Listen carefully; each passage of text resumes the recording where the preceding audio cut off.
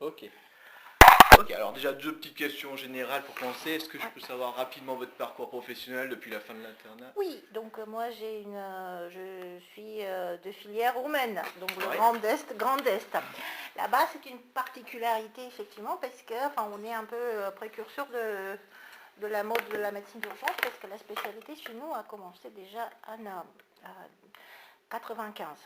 Donc, je faisais partie effectivement d'une des premières générations qui était spécialisée là-bas. J'ai obtenu ma spécialisation en 2000 et bien sûr, entre-temps, on faisait effectivement aussi public et privé aussi pour des formules comme ça de service médical urgent assez bien doué en ce qui concerne les ambulances type C et tout ça, mais bien sûr avec quelquefois ce type de décalage entre les moyens et effectivement la gravité des cas de ceux qui payaient effectivement dans le privé, effectivement, qui payaient des abonnements ou la particularité. Donc, en ce qui concerne effectivement l'urgence, j'avais une formation plutôt, si tu veux, pour les urgences plutôt anglo-saxonne, avec une formation qu'on avait aussi auto-recueillie comme ça. On s'est formé aussi. Mais notre faculté, notre style de formation de base, c'est plutôt francophone. En 2005, bon, j'avais, en termes de légende comme ça, j'ai eu un gros coup de folie concernant surtout les moyens de travail, parce que, pour te donner un exemple, on avait déjà une bonne vision des choses. Ça veut dire que l'hôpital d'urgence pour les adultes où je travaillais était conçu déjà depuis des années 60 à la fin, tout de suite après l'histoire, le début de la médecine d'urgence, mais était conçu pour les urgences. Ça veut dire qu'on avait cardiologie d'urgence, traumatologie d'urgence, neurologie d'urgence qui prenait tous les AVC. Et puis, à partir de 98, ça a été même conçu en jumelage avec l'hôpital de Zurich, une formule comme ça très très orientée vers l'urgence. Ça veut dire premier niveau accueil d'urgence avec imagerie dédiée, et on prenait, si tu veux, un grand déchocage. On avait 10 lits de déchocage, et les patients comme ça, c'est vrai que c'était tout à fait autre système, encore une fois, c'est pas comparable, mais on avait beaucoup de patients piétons qui venaient chirurgie, médecine interne, pour des consultations qui étaient faites par des spécialistes. Donc, tout à fait. Et nous, on gérait effectivement les ambulances et tout ce qu'il y a à peu près urgence vitale, que c'est polytraumatique, que c'est AVC en coma, que c'est tout. Donc j'avais une vision comme ça. Donc ce type de dispositif avec urgence, premier niveau bloc opératoire, deuxième niveau réanimation. Donc le patient était un tout petit peu vraiment orienté. Sauf que malheureusement, les idées étaient bonnes, mais le support financier était terrible. Et en plus, on voulait faire la même chose, par exemple, pour un service d'accueil pédiatrique, un hôpital qui était à quelques arrêts de bus de là.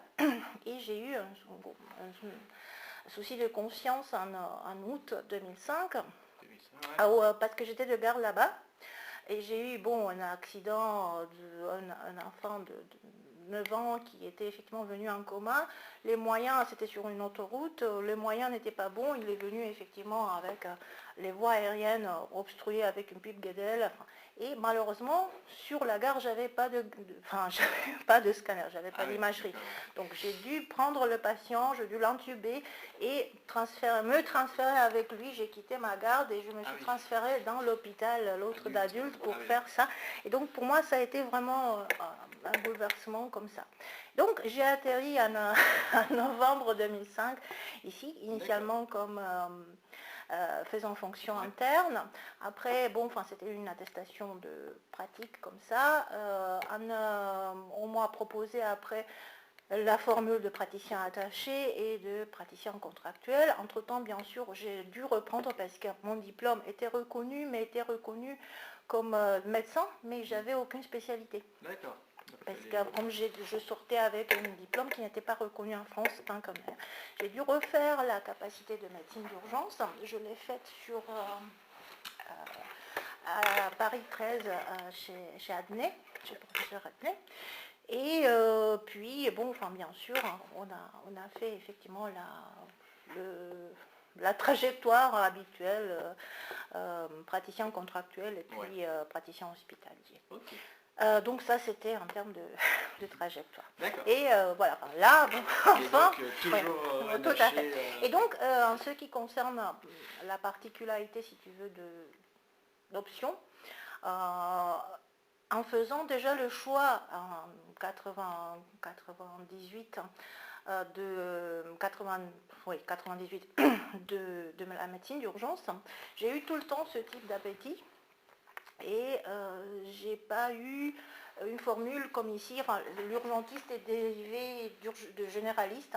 Non, non, j'ai été tout le temps avec ça et même aujourd'hui, si je regarde comme ça me fait toujours plaisir. Par exemple, effectivement, j'ai des moments un peu plus durs, un truc qui concerne effectivement de surcharge de travail ou quoi que ce soit d'autre, où vraiment ce qui nous fait vraiment plaisir et ça maintient effectivement le plaisir de revenir, c'est pas le fait qu'on se bat pour chaque patient 15 heures pour obtenir un lit, quoi que ce soit, c'est pas ça, mais surtout effectivement la chance de stabiliser un patient, de travailler effectivement en déchocage, d'avoir toi-même la possibilité effectivement de stabiliser, de participer effectivement.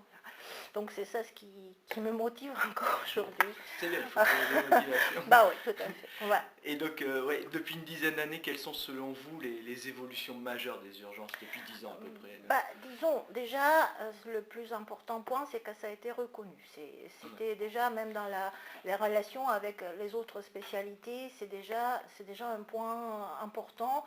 Et on a des moments, surtout avec des situations effectivement d'hôpital en tension, où les soins ou les équipes de réanimation n'ont pas tout le temps les solutions de prise en charge des patients limite instables.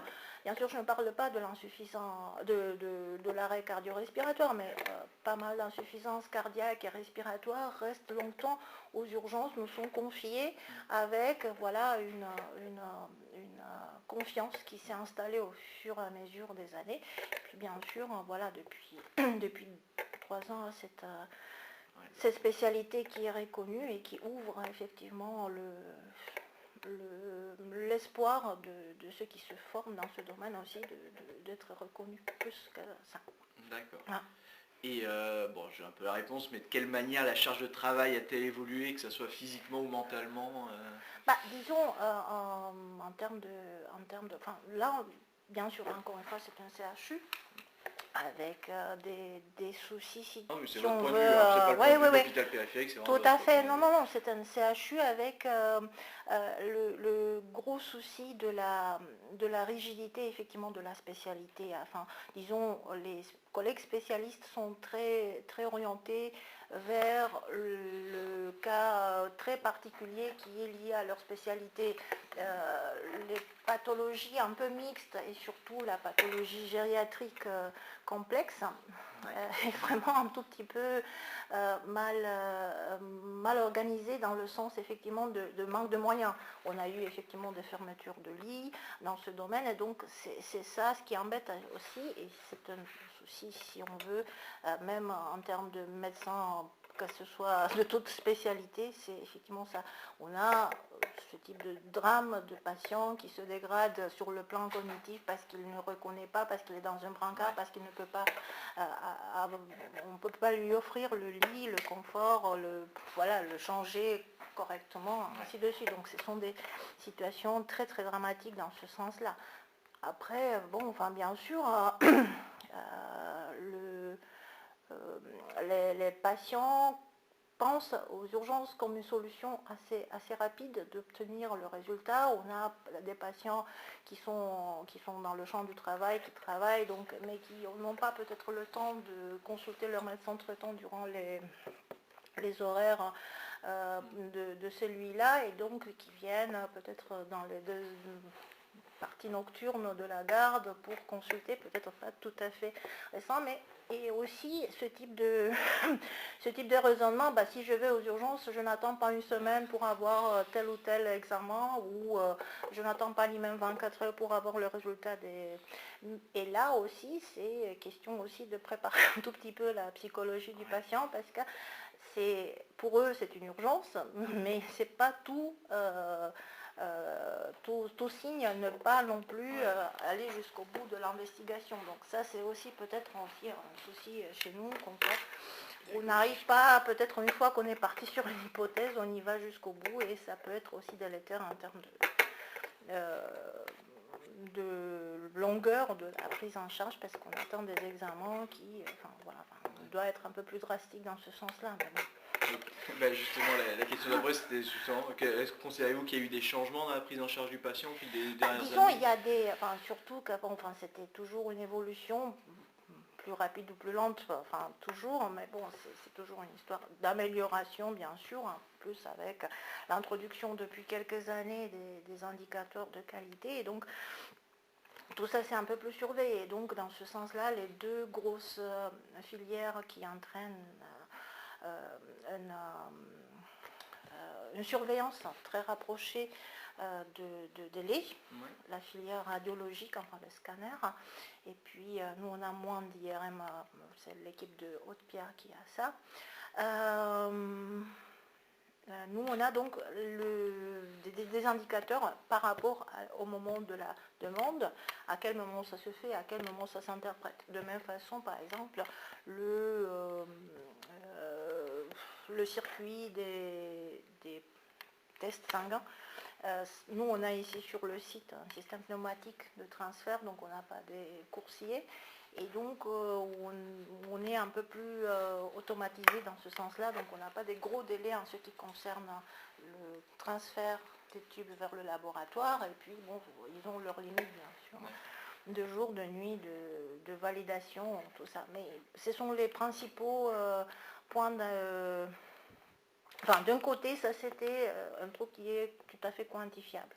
Après, c'est l'autre bataille qu'on essaie d'obtenir, comme on a vu, bien sûr, avec tous les dispositifs, toutes les étapes qui ont été mises en place pour le dispositif hôpital en tension. On a eu des mois et des mois, ça s'est prolongé pratiquement jusqu'en juin.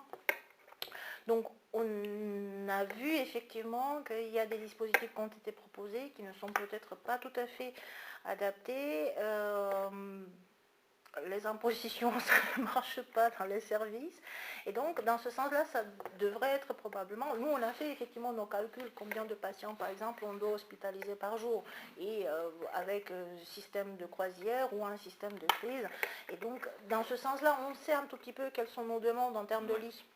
Mais le souci principal aussi dans le public, ça reste effectivement l'absence d'attractivité pour le personnel paramédical, avec une belle concurrence de la part du système privé. Et donc malheureusement, voilà, nous on attendait l'automne pour les sorties de promotion des instituts. Et voilà, on a toujours, même si on n'est pas tout à fait, la période des vacances est finalisée, on a par exemple un service de pneumologie qui fermé à la moitié pour effectivement absence de personnel. Notre projet, par exemple, qui était le projet des réanimateurs pour pallier un tout petit peu à toute cette plage d'insuffisance respiratoire, c'est d'ouvrir une unité de soins intensifs ventilatoire qui non plus ne peut pas être organisée sur les mêmes bases. Donc il y en a des bonnes idées, mais c'est pas toujours faisable. Donc voilà, la bataille est encore longue, quoi. Ouais. Et trouvez-vous que le rôle du médecin urgentiste au sein de l'hôpital a évolué au cours des 10 dernières années? Disons, je ne peux pas nier tout à fait comme quoi on a un autre regard, plus de confiance, on n'est pas juste c'est lui-là qui fait le dossier après le patient, le vrai bilan, la vraie prise en charge se passe dans les services, ça c'est clair, ça a changé énormément. De l'autre côté, bien sûr, on devient effectivement, on est pratiquement un baromètre de fonction d'un hôpital de plus en plus, et les gros soucis qu'on retrouve nous sont un tout petit peu microbiens sur Cosmos, mais c'est quand même un tout petit peu l'évidence de ce qui se passe dans le système, donc ça c'est sûr. On a encore, bon, bien sûr, tout ça dépend aussi de nous, parce que de l'autre côté, le point moins, disons, favorable pour nous, c'est aussi un tout petit peu on est dans une médecine qui devient de plus en plus spécialisée. Et nous, on nous demande paradoxalement des connaissances un tout petit peu dans tous les domaines. Et donc c'est là aussi, on doit être de pointe en cardio, on doit être en plein en ventilation, en soins intensifs, mais aussi en traumato. Là, ici sur Strasbourg, le système c'est un tout petit peu historique. Depuis peu, on a réussi enfin à réunir le pôle des urgences avec le pôle SMUR, qui était attaché plutôt aux anesthésistes. Et on avait, donc, comme je reprends un peu l'histoire, en 2005, quand je suis arrivée à Strasbourg, on avait 2 grands sites d'urgence adultes. Haute-Pierre et l'ancien hôpital, non, c'était pas encore celui-là, a commencé en 2008, oui. Donc c'était le Pasteur dans la cour de l'hôpital civil, et on avait grande garde de SAMU un jour sur 2.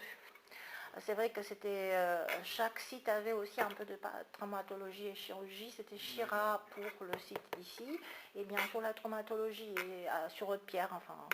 Mais même à l'époque, on avait une sorte de barrière un tout petit peu. On avait des chirurgiens des hôpitaux dans l'équipe des urgences, on avait deux chirurgiens et une traumatologue, et on avait l'équipe des urgentistes qui assurait le côté médical. Donc on avait peut-être voilà, un patient qui venait avec je ne sais pas quelle fracture, qui faisait une embolie pulmonaire, et donc le traumato gérait son pied, et nous on venait de côté. Donc il y avait assez un tout petit peu de barrières, un peu artificielles bien sûr. Il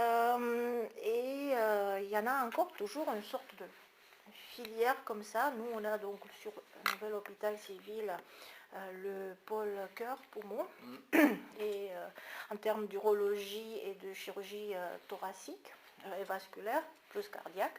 Et de l'autre côté, c'est toute la traumatologie et surtout la partie neurologique. Enfin, voilà, ce sont les grands. Et les gériatres ont aussi un point de chute ici dans l'hôpital civil, un autre à la Robertson. Donc c'est assez important, une forme de séparation comme ça de filières. On n'était vraiment pas dans l'idée complète de polyvalence.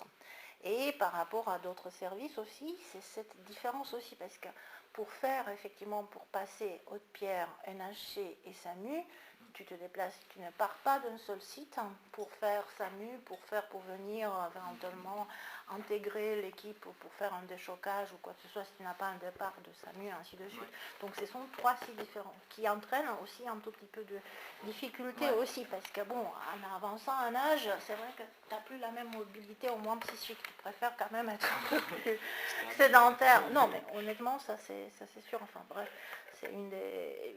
voilà, ça a été bien sûr proposé, mais il n'y a pas beaucoup... il y a une très très bonne mobilité à votre âge. Puis bien sûr qu'au fur et à mesure, tu préfères un peu plus de sédentarité. C'est logique. Au moins à mon avis. Je ne sais pas, Et comment a évolué le rapport, le relationnel avec les patients au fil des années? Est-ce qu'il s'est amélioré, dégradé? Là, je ne sais pas, comme tu as vu, ici, on est dans un service qui est assez... comment dire, on est près de nos patients et de familles, ça veut dire qu'on est à quelques mètres. Donc même physiquement, bien sûr, il y a une forme comme ça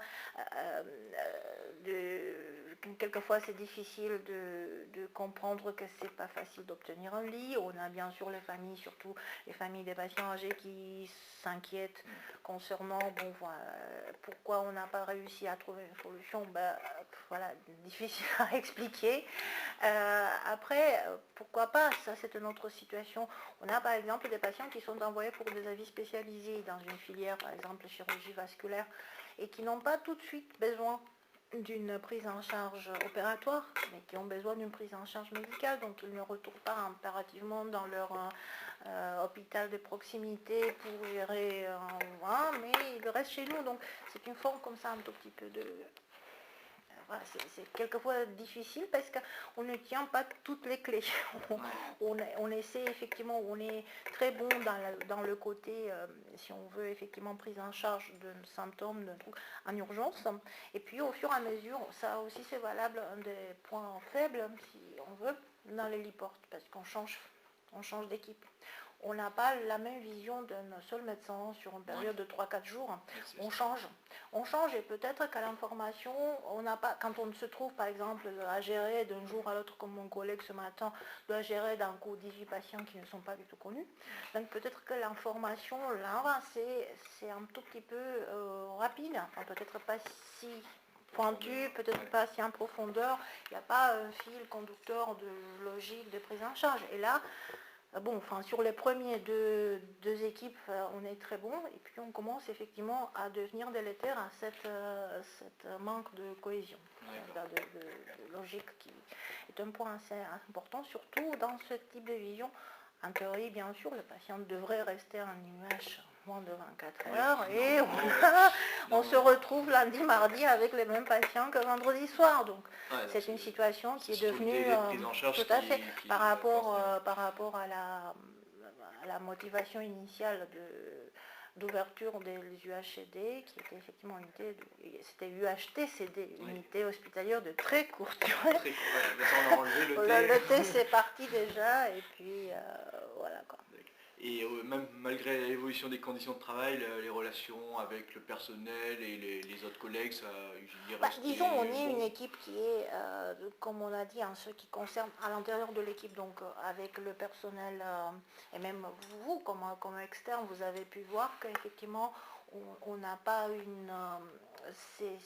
l'équipe est très soudée parce qu'on travaille très rapproché avec les infirmières, tout ça, donc on est très à l'écoute, on n'a peut-être pas si les règles, effectivement, médecins, infirmiers, enfin non, on n'est pas du tout dans on est dans une équipe vraiment de coopération où on a bien sûr une très très bonne approche aussi avec les aides-soignantes qui sont autour de nous. Nos batailles, c'est d'obtenir par exemple aussi un brancardier pour soulager un tout petit peu aussi les aides-soignantes, pour améliorer aussi qui fait quoi dans la prise en charge, pour aider, pour nourrir, pour faire des toilettes, enfin bref, ce sont des situations comme ça qui font toujours notre regard pour améliorer cette prise en charge. Avec les collègues, oui, comme j'ai dit, paradoxalement, on est devenu un point de stabilité. D'après moi. Même si c'est plus tendu, ça a permis de se Oui, disons, cette histoire, on a les informations aux urgences et puis on verra après qu'est-ce qui se passe avec le patient. Mais je ne nie pas qu'effectivement, d'un côté, mais ça c'est valable pour ton médecin, on n'est plus dans le médecin vient de dire un mot et on prend comme ça, ça tombe des cieux, il est le petit Dieu, comme ça, non, pas du tout.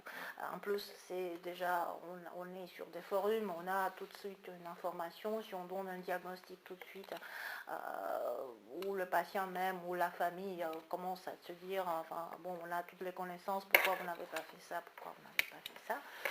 Et puis, autre point de fragilité, disons, ce qui nous concerne, c'est surtout, et ce qui nous chagrine le plus, c'est la situation des patients chroniques, et surtout cancéreux,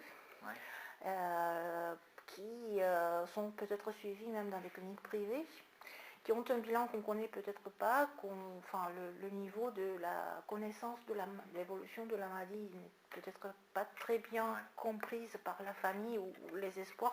Je ne nie pas que l'oncologue trouve peut-être de garder un espoir et de ne pas dire toute la vérité, ça peut être pour lui un peu plus, dans sa pratique, ça peut être très... ça peut donner plus de longévité dans la prise en charge des patients. Je ne nie pas que c'est une modalité de gérer la nature humaine, si on veut. Sauf que nous, on se retrouve parfois avec des situations comme ça à 3 heures du matin, un patient qui vient avec une détresse respiratoire ou un choc hypovolémique ou quoi que ce soit d'autre, et qui malheureusement, on tombe, nous, quand on fait notre bilan, on a l'impression vraiment de pas d'espoir. Ouais. Et on doit communiquer ça avec la famille, on tombe de l'autre côté sur une incompréhension. Et ça c'est aussi un souci depuis quelques 2-3 ans, comme ça devient de plus en plus pesant pour nous aussi, parce que voilà, on a l'impression aussi qu'on prend des décisions, mais ça revient sur quel terrain, et c'est de plus en plus aussi qu'on a fait appel à nos collègues animateurs pour avoir une décision bien plus large. Oui, oui, tout à fait. Ça a changé aussi pas mal dans les dernières années, parce que de l'autre côté, les familles commencent à poser des questions, pourquoi ça a été si rapide que ça, pourquoi aux urgences. Donc c'est un point à améliorer. Et avec les autres services de l'hôpital, justement, les relations, elles ont bien évolué disons que, voilà, ils nous regardent toujours, dans le sens plutôt de ceux qui imposent, enfin, entre guillemets, bien sûr. On n'est pas tout à fait dans on a toujours des patients qui sont parfois imposés par le directeur de garde. Donc il y a peut-être des tensions dans ce souci-là. On a par exemple un service d'immunologie qui reçoit un patient juste déshydraté à 92 ans, qui n'est pas content parce qu'un immunologue aimerait avoir effectivement le trop gentil lupus qui vient à 25 ans et que bon voilà, mais on ne le trouve pas, c'est pas celui-là qui vient aux urgences. Et donc dans ce sens-là, oui, tout à fait. Après, on a mis en place depuis plusieurs années déjà, par exemple, dans la semaine, il y a des seniors de médecine interne qui vient le matin faire un point sur les lits disponibles et pour adapter éventuellement les profils. Et la lourdeur aussi, parce que c'est un des critères, quels sont les soins, quel est le niveau de soins, quel est le niveau d'autonomie, de dépendance, tout ça. Quels sont les soins, parce que bien sûr, on a un service qui jusqu'à là était très très chargé, qui ne faisait presque pas de... ne donnait aucune limite à la difficulté de soins. C'était le service de médecine interne médical B, qui se retrouve avec des situations, terribles. Tout à fait. Non, mais dans la médical B, il y a le service de gériatrie premier niveau, en rez-de-chaussée, et puis il y a 3 services de médecine. Endocrino, c'est un autre. Donc ils ont 5 services dans le bâtiment, la gériatrie, l'endocrino, et entre-temps 3 services de médecine interne. Qui ont été très très chargés. Et malheureusement, là, on a par exemple même le départ des deux médecins. Au total, ils ont dû 3 ou 4 départs ce dernier temps, parce que ils ont résisté pas mal avec une charge de travail formidable, et qu'un de nos principaux points de chute, ça s'affaiblit à ce moment-là, donc c'est pour nous une petite inquiétude, quoi. Mais bon, on verra bien comment on s'adapte à ça.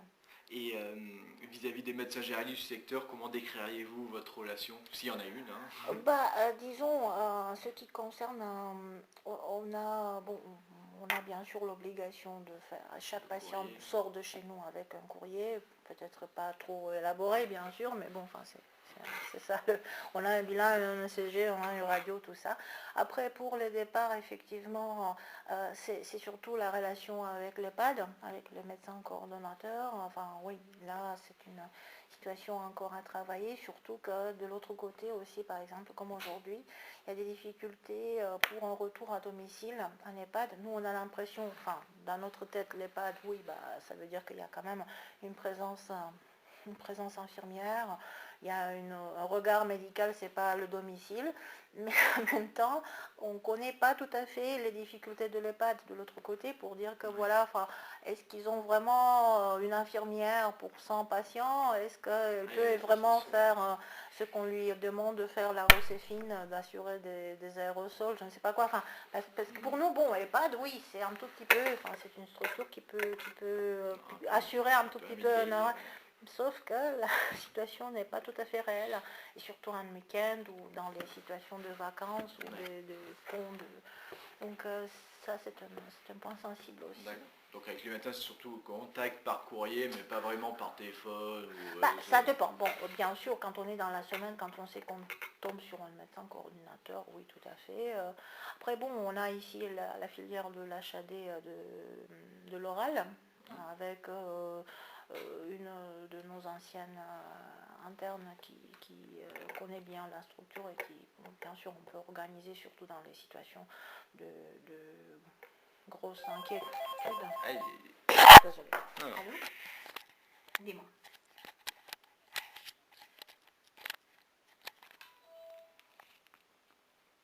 D'accord, ok. Bon, tu m'annonces quand tu viens et puis ouais, ça marche. Ok. Ah ouais, bah vous me dites si... Ouais.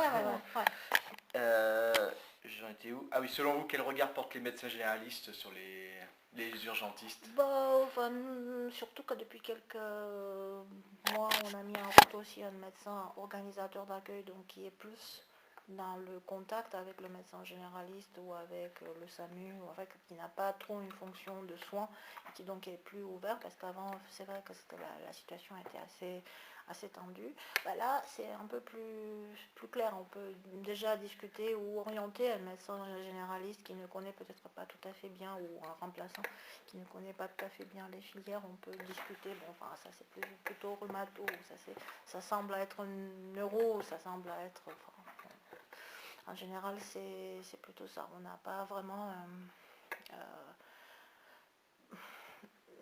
derrière, ça aurait dû être fait déjà, mais bon, enfin, c'est pas le temps perdu de faire un travail d'orientation, de faire connaître mieux nos structures et ce qu'on peut proposer dans tel ou tel service, dans tel ou tel site, pas service, en ce qui concerne l'orientation de patients, parce que bon, enfin bref, après c'est difficile. Malaise, est-ce que c'était malaise, c'était chute, la chute, c'était dû au malaise.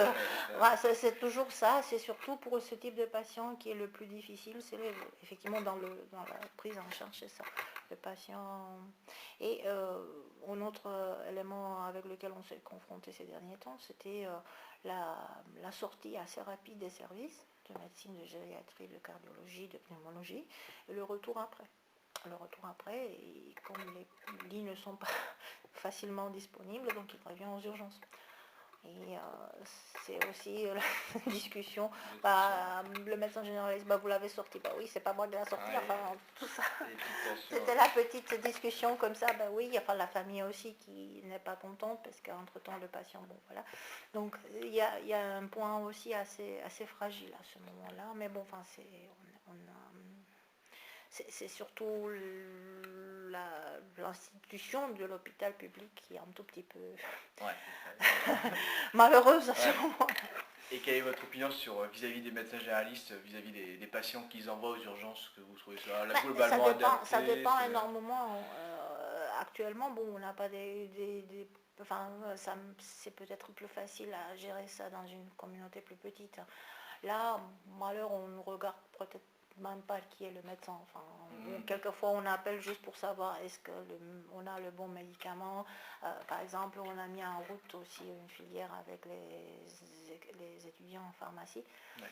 Semaine, ils font leur conciliation, donc ils appellent les pharmacies, les médecins traitants pour savoir quel est réellement le traitement, est-ce qu'on propose quelque chose, est-ce qu'on change quelque chose, est-ce qu'on a une liste trop longue et le patient commence à faire des hypertensions orthostatiques ou quoi que ce soit. Donc ça, c'est aussi une formule qui s'est installée depuis quelques 2 ans, je pense. Ouais. Donc il y a une forme comme ça mais comme j'ai dit, en général, on accepte un grand tour, on n'a pas des gros...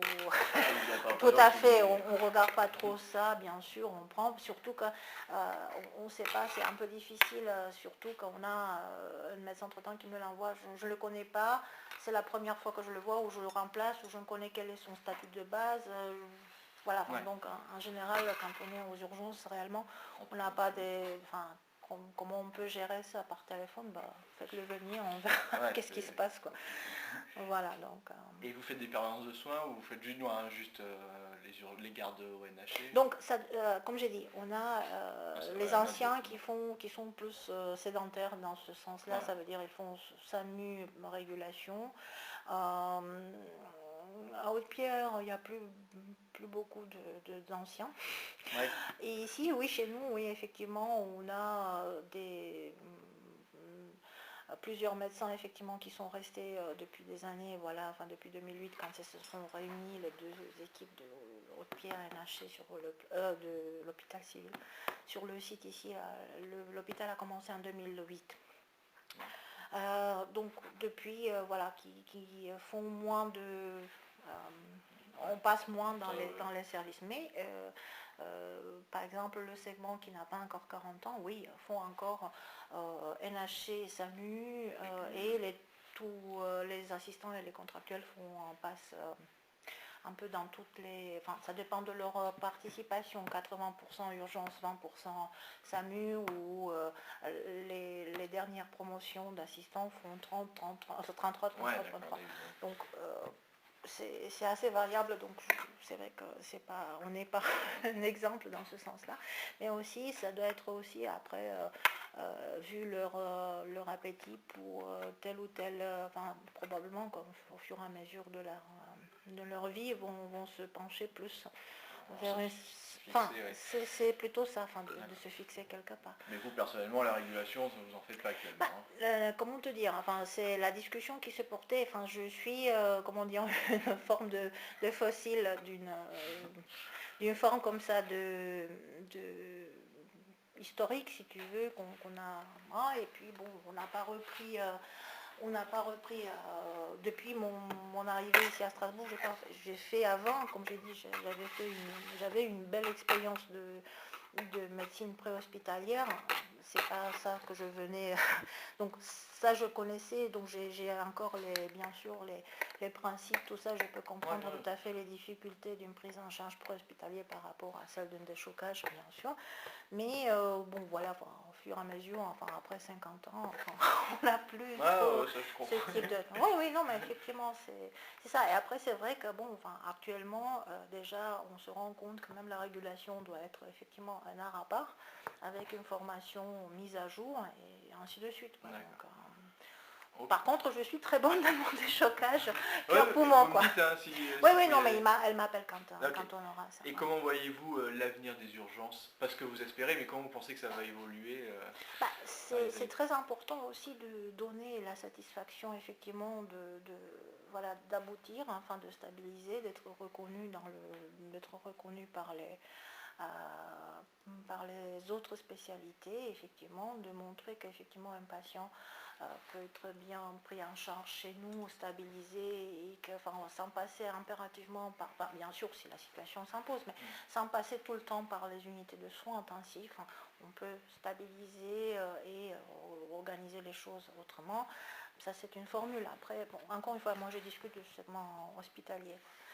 Ça serait bien sûr intéressant de voir si est-ce qu'on peut faire une formule mixte de travail avec même des généralistes qui sont intéressés par des petites urgences, disons, la petite traumatologie, les consultations comme on note nous, comme ça, et un urgentiste avec une formation actuelle de haut niveau, c'est vrai qu'on soit plus intéressé de gérer correctement un patient de déchocage, de faire, par exemple, voilà, une névralgie dentaire ou quoi que ce soit, je ne sais pas quoi, enfin bon, enfin bref, c'est peut-être pas ça son domaine de...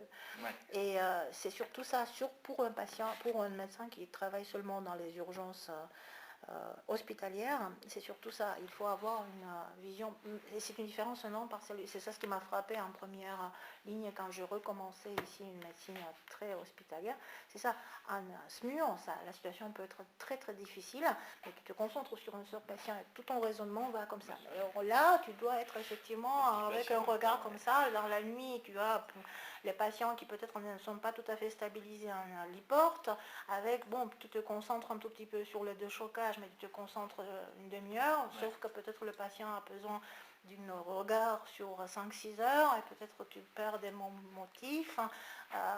Voilà quoi, ce sont des éléments comme ça, plus que si tu ne regardes pas très en détail, avec un œil très, très attentif, ce qui se passe dans ta zone, tu peux aussi louper des éléments. Donc c'est cette distribution de l'attention et plusieurs scénarios médicaux en même temps, ça peut être un facteur. Donc je suis tout à fait fan d'une formule polyvalente de travail, mais en même temps, si c'est possible d'être un peu plus rapproché, parce que sur 3 sites, c'est comme si on est dans 3, dans 3 régions, ou alors, pourquoi pas une formule comme ça de travail, mais un peu plus longue, disons 6 mois, 6 mois, 6 mois sur un site, parce que c'est ça ce qui donne un peu plus de cohérence.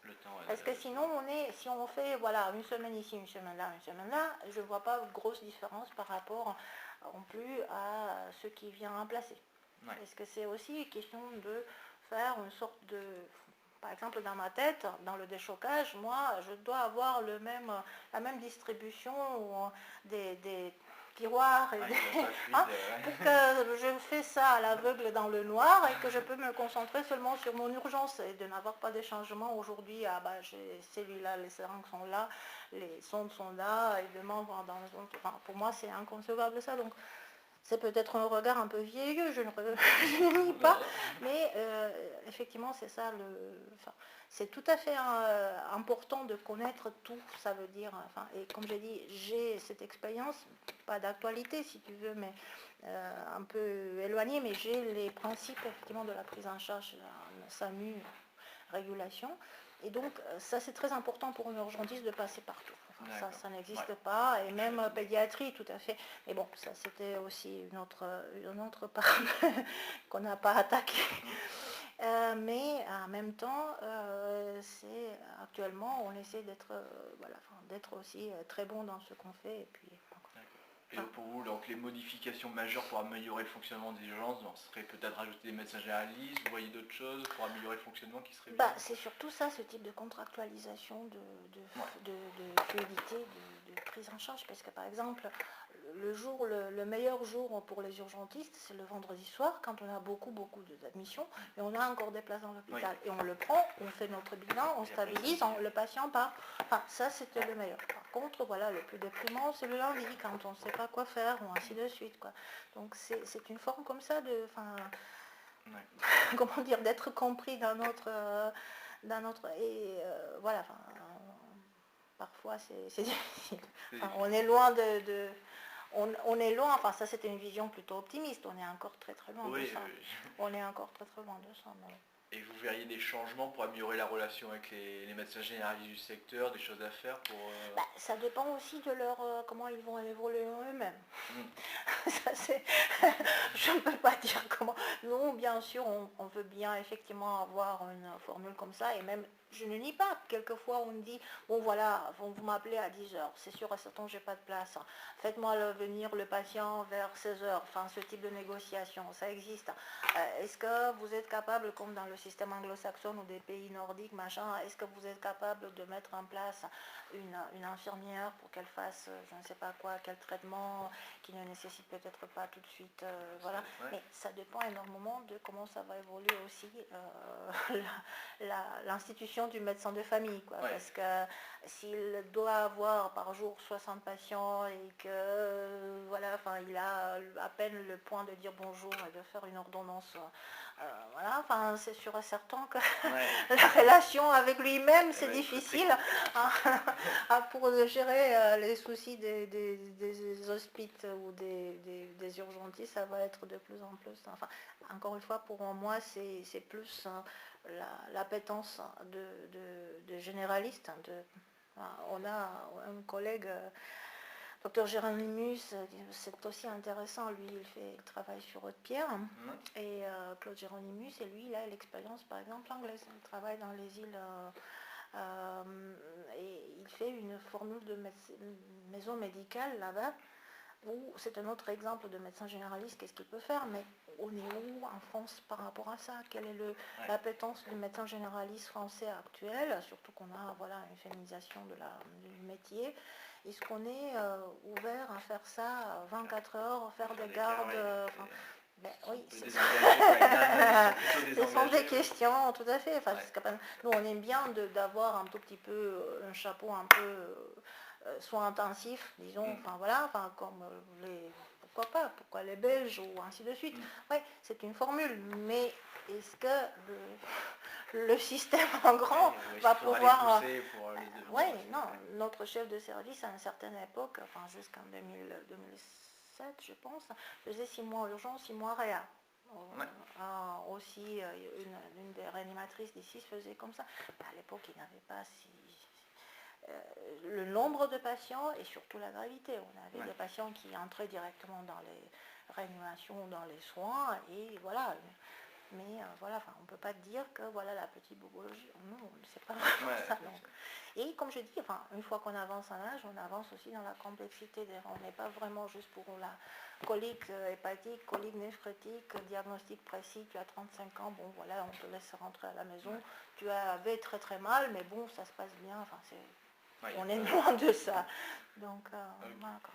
Et la création du DES d'urgence, quel est votre avis? C'est point positif, négatif? DES d'urgence. Parce que là, ce qu'on a constaté, c'était que, bon, notre stage, c'est assez formateur. On voit bien, par exemple, nous, même cette promotion-là, on a deux internes de MG qui décident de changer de filière. Ça, c'est très optimiste. Après, on a toujours le desk parce qu'il y a encore une forte demande, effectivement, d'urgentistes. Et même si peut-être en 10 ans ils vont changer, mais déjà c'est intéressant comme quoi ils veulent se former dans ce truc-là. N'importe quel va être leur endroit d'exercice, mais ça peut être très intéressant même comme ça, comme on dit là actuellement, infirmière avec des compétences avancées. Pourquoi pas un médecin généraliste avec une appétence pour le genre? Ça, c'était bien sûr un truc très optimiste. Mais voilà, en tout cas, que ça soit une spécialité à part, ça c'est plutôt positif, vous trouvez, que ce soit séparé de la... disons, c'est ça dans le sens de la, comment dire, enfin, si tu choisis d'emblée que tu veux faire médecine d'urgence, tu ne vas pas regarder derrière, ah ben, enfin, c'est un peu lourd, je veux, effectivement, parce que tu t'engages quand tu fais ton choix, tu t'engages d'emblée, et c'est ça mon exemple, tu t'engages d'emblée à une carrière assez fragile. Et donc tu t'engages, tu ne regardes pas à droite, à gauche, bah, mes collègues ils font quoi? Bah, mes collègues ils ont leur week-end, ils ont leur nuit, ils ont leur machin, donc peut-être c'est pas un truc que je puisse faire. Mais bon, ça dépend aussi de la chance, d'une bonne santé, de ce temps individuel. Après, on ne peut pas généraliser non plus. Mais comme j'ai dit, si ça vient avec une plus de... La satisfaction de l'urgentiste vient plus de ça, de stabiliser un patient. Oui, j'arrive. 32. Oui. J'arrive. 32. Merci, c'est gentil.